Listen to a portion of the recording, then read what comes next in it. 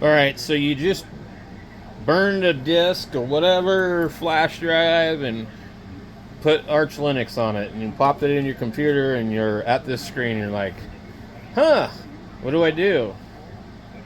Well, you can do it the hard way, or you can do it the easy way. So, I'm just going to go through this real quickly, and we'll do ARCHIN. Oops. Install. Boom. You just wait for it, and it will, if you can read the screen, see if I can get my camera a little bit better here.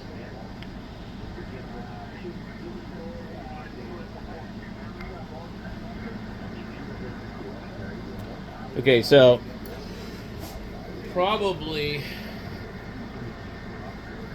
the first thing you're going to see is the language. You can skip that if you're English. The locale is going to be for the keyboard. You can skip that if you're in the US.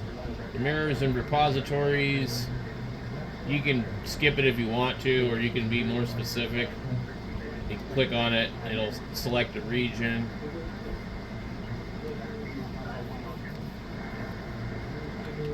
And I'm in the United States, so I'm just going to hit that.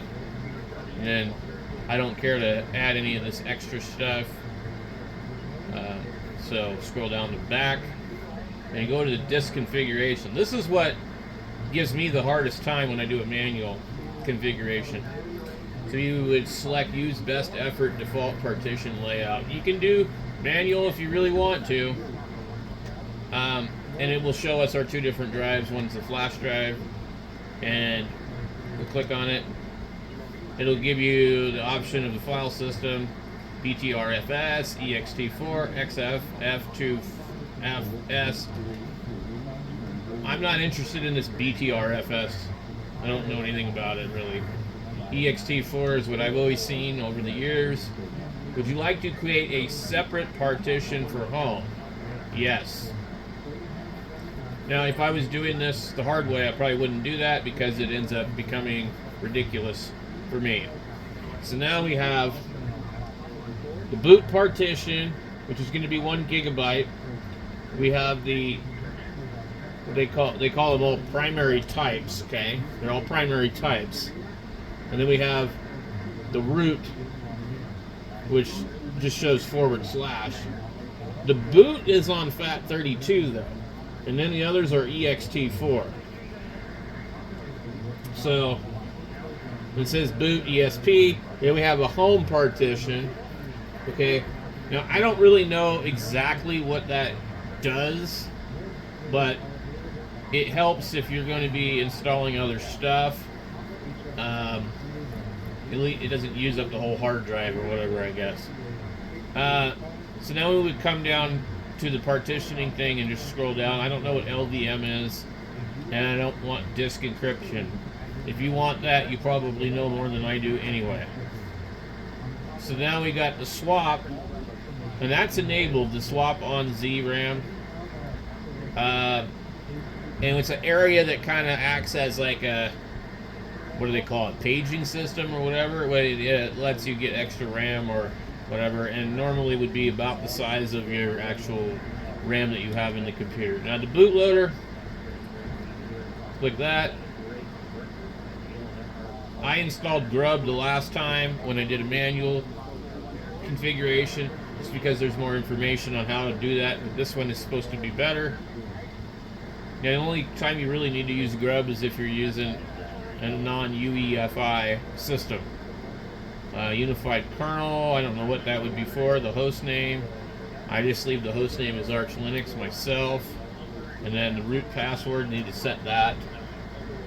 And all this stuff is like so fucking hard and time consuming when you have to do it manually.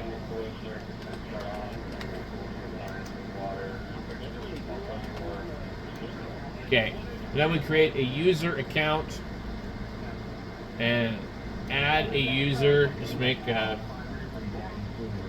easy arch. I'm calling it easy arch because it's easy.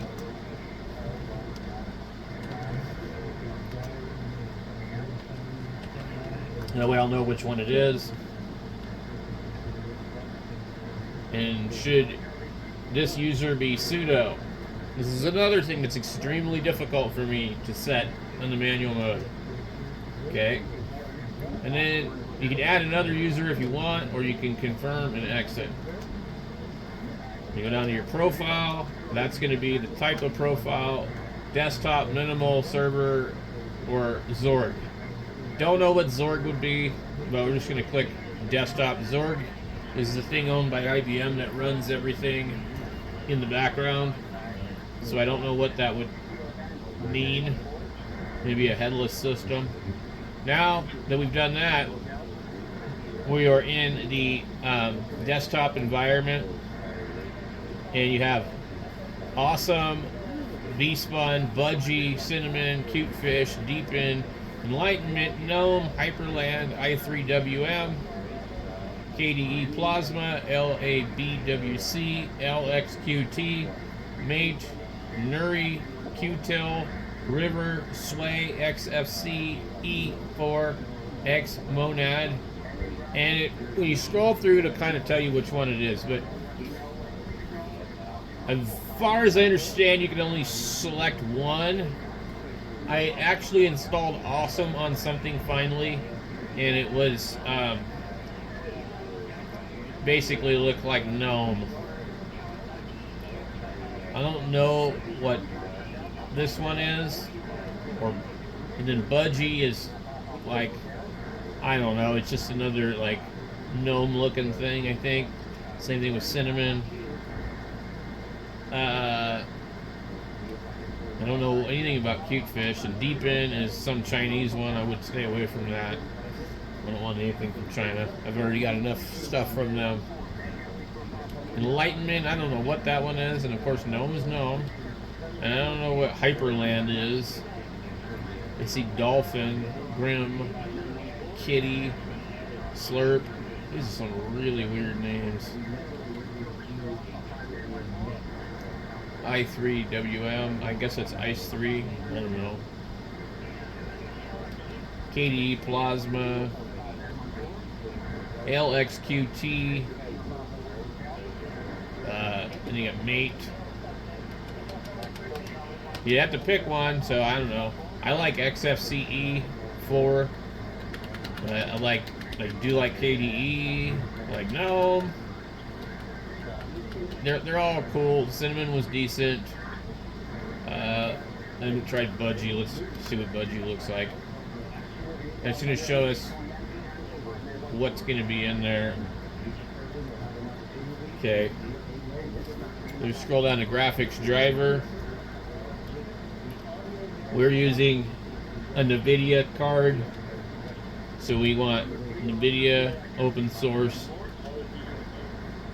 and then the greeter is already there. Hit back. Audio, I use Pipewire. I don't know if the other one works or not. Network configuration, I scroll down to use network manager, which says it's necessary to configure internet graphically in GNOME and KDE Plasma. So you're definitely going to want that. Otherwise you're going to be doing command line. Additional packages. This is anything that you might want to add. It's in alphabetical order from 0 to Z. So anything that you might want, you don't want to do later. As far as I understand, there is no way to go through it quickly.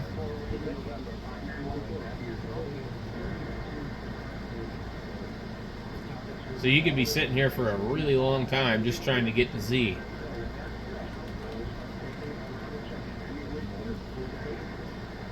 So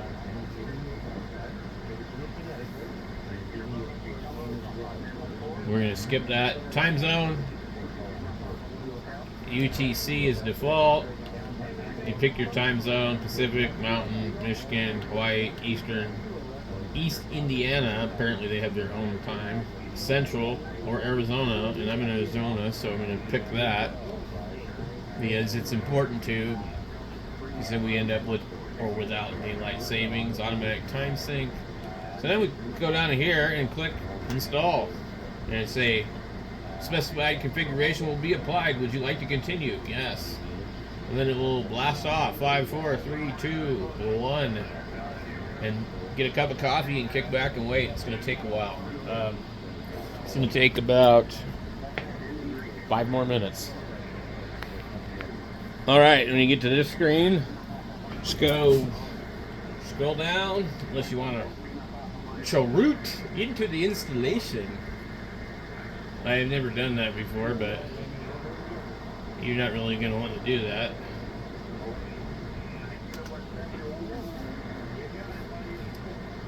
So what did we install? We installed Budgie as a desktop. Let's see what we end up with. Oh, we gotta pull that out.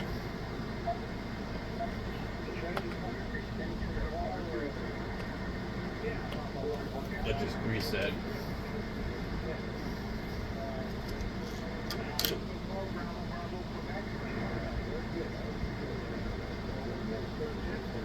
This is not going to boot like super fast because I'm using an old hard drive.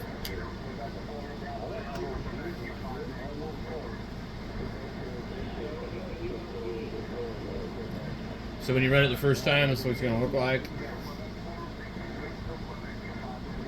You might see some funny little things here. If you see a lot of them, it's probably a problem.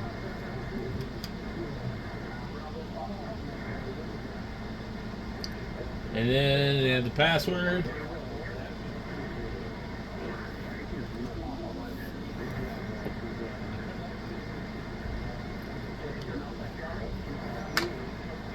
And then I guess this is Budgie. So you have a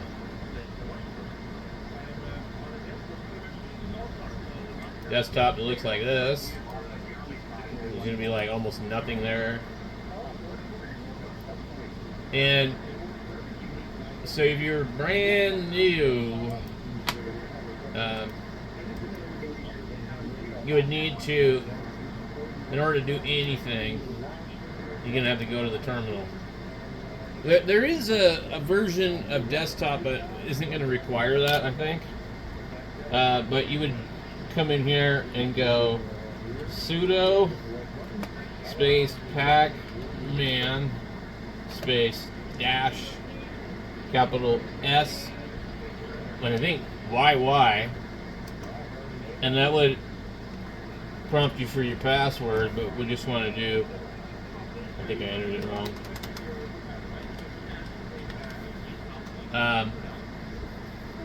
It's looking for updates, and there was a few, so cool. So the SYY is the update thing. So now you can use this up and down arrow key on your keyboard to pull up the last thing, and then you can just back out of it. Or you do this S, and I'll just go. Normally I would do like Firefox, just because we need a browser to look up things.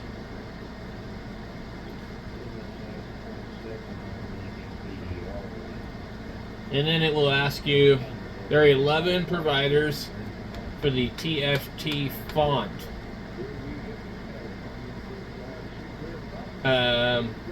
GNU free fonts, Noto fonts, TFFT Bitstream Vera, TF Crow Score. I don't know what any of these are. Liberation and Roboto. Hey, let's try 11. We're going to be adventurous.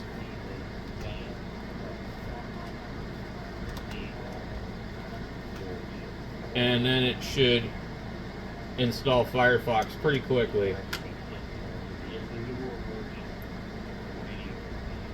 Okay, Now, I'm going to try something else too to back out of that, and just to see if maybe the Brave browser is available. See, target not found. Okay, so on certain systems it will be there, it won't be there. On other ones, you might have a software manager already installed. So now, if we come in here, we've got Firefox. We can open it up and start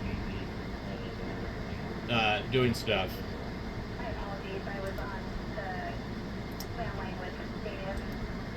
And then I always put some ad blockers and stuff like that on here.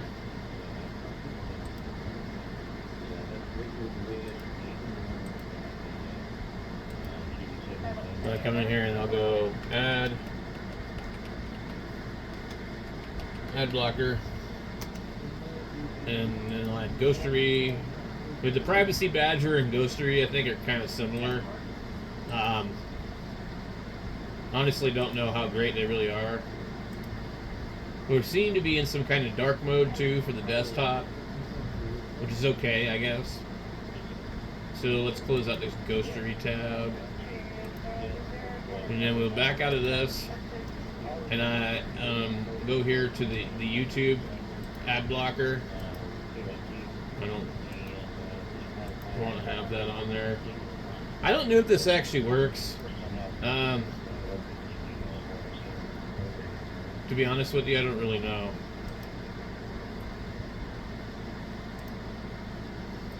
And then the one that I use all the time is the Ultimate Ad Blocker. Now this will block some stuff, some certain websites it'll block on, like SourceForge. Doesn't like SourceForge, which makes sense because that's a shady ass website. It's got lots of stuff running in the background. It doesn't like SDR plays download pages. So anyway, once you got that there, we can come in here and see, hey, is it going to block ads on YouTube? Let's look up me. Wait, no, that's not it. H-A-M. I don't rank real high in the search either. Ham Radio 2.0 Prep Concepts Tube Crash Duo DX Dude Hack. I'm down here. Even though I got more videos out than any of these guys, and they always show this dipshit right here. He's always right there for some reason underneath. That's not my channel. Mine's right here, and you got to click on it.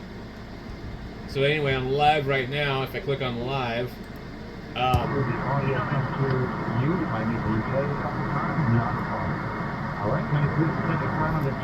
don't see an ad. Let me click on something else that might have an ad. Alright, so here's a radio I don't use very much. Alright. So it doesn't look like there's any ads.